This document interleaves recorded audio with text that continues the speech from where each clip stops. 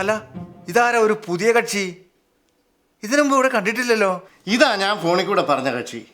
നാട്ടിലെ നല്ലൊരു തബലിസ്റ്റാ. സരോജ് കുമാറിൻ്റെ ട്രൂപ്പിൻ്റെ കൂടെ അമേരിക്ക വന്നതാ. ഇവൻ്റെ ചേട്ടനും ഞാനും നല്ല സുഹൃത്തുക്കളായിരുന്നു.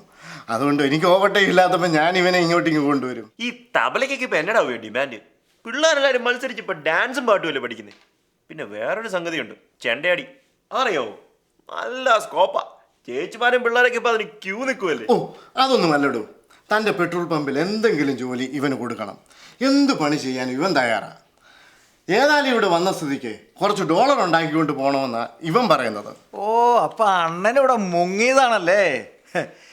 എക്കണോമിയൊക്കെ ഇവിടെ താറുമാറായി പോയെന്ന് പറയുന്നുണ്ടെങ്കിലും ആൾക്കാർക്ക് എങ്ങനെയെങ്കിലും ഇപ്പോഴും അമേരിക്ക വന്ന് വെട്ടാൽ മതി. ആട്ടെ, എവിടെയാ താമസമൊക്കെ? വന്നപ്പോൾ തന്നെ ലൈബ്രറി കോൺഫറൻസിൽ നിന്ന് മുങ്ങിയ 2 പേരെയും കരാട്ട കോമ്പറ്റീഷനിൽ നിന്ന് ചാടിയ 3 പേരെയും കിട്ടി.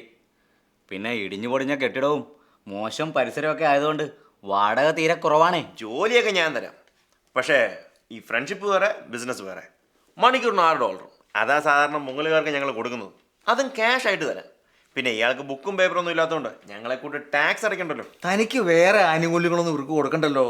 കേട്ടോ തബലിസ്റ്റേ, തന്നെ പോലെയുള്ളവർ ഇവിടെ വന്ന് ചാടുന്നത് നോക്കിയിരിക്കുക ഇവിടുത്തെ ബിസിനസ്സുകാർ.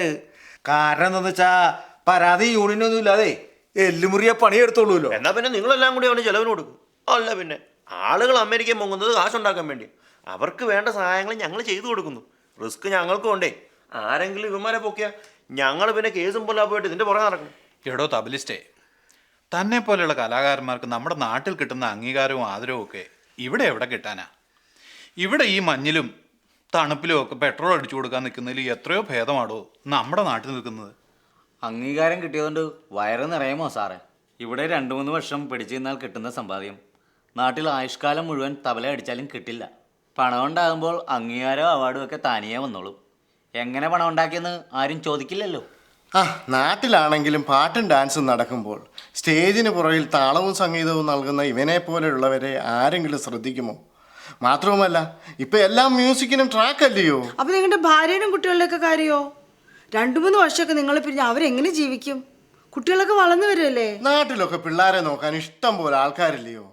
അവരൊക്കെ അങ്ങ് വളർന്നോളും. ഇവന്റെ കുടുംബത്തിന് ഇപ്പൊ ഇവനേക്കാൾ ആവശ്യം ഇവൻ അയച്ചു കൊടുക്കുന്ന ഡോളറാ. ഐഡിയ സ്റ്റാർ സിംഗർ പോലെ ഞങ്ങൾ തബലക്കാർക്ക് എന്തെങ്കിലും ഒരു റിയാലിറ്റി ഷോ ഉണ്ടായിരുന്നെങ്കിൽ എനിക്കിതിൻ്റെ ആവശ്യമില്ലായിരുന്നു. കോടികളും ഫ്ലാറ്റുകളും ഒന്നും വേണ്ട. ഞങ്ങളെപ്പോലുള്ള ചെറിയ കലാകാരന്മാർക്ക് ഒരു ജോലി കിട്ടുന്ന എന്തെങ്കിലും ഒരു ഷോ, അത്രയേ ഞാൻ ചോദിക്കുന്നുള്ളൂ.